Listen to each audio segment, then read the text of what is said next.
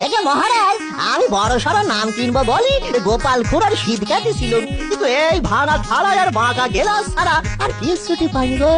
সব চোর যখন জমা হয়ে গেছে তখন কাজের কাজটাই বার বাকি থাকে কেন? ওদের আর অপেক্ষা করাবেন না মহারাজ। তবে তবে করে ঢোক না গিলে সব করে বলে ফেলেই তো ল্যাটা চুকে যায়। ওই আমাদের ভাতার ব্যাপারটা একটু বলে ফেলুন না। আমরা যখন ওই মন্ত্রী মশাইয়ের বাড়িতে চুরি করেছি তখন তখন ভাতা তো একটু বেশি পাবোই।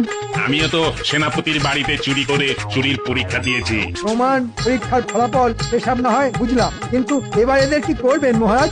এই যে যারা এতটা পথ হেমে নিয়ে মালপত্র নিয়ে এসেছে, এদের তো কিছু একটা ব্যবস্থা করতে হবে। হ্যাঁ, একটা কিছু ব্যবস্থা তো করতেই হবে। চোরেদের বাগে পাবার এমন সুযোগ একবার যখন পেয়েছি তখন সেটা তো আর এমনি এমনি হাতছাড়া করা যায় না। তবে না হয় ওদের থাকা খাওয়ার একটা কিছু ব্যবস্থা করে দিন।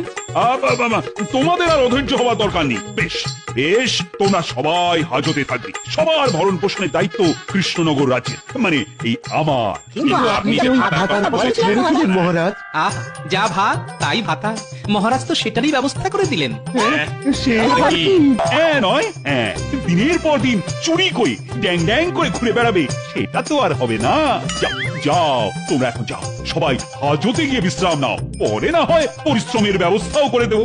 যাক, চোরেরা যখন ধরা পড়েই গেছে তখন আর কোনো চিন্তা নেই। তবে চোর ধরা সব কৃতিত্বই কিন্তু গোপালের। ভেবে ভেবে আচ্ছা একটা বুদ্ধি খাটিয়েছিল গোপাল। সত্যি গোপাল, তোমার তুলনা নেই।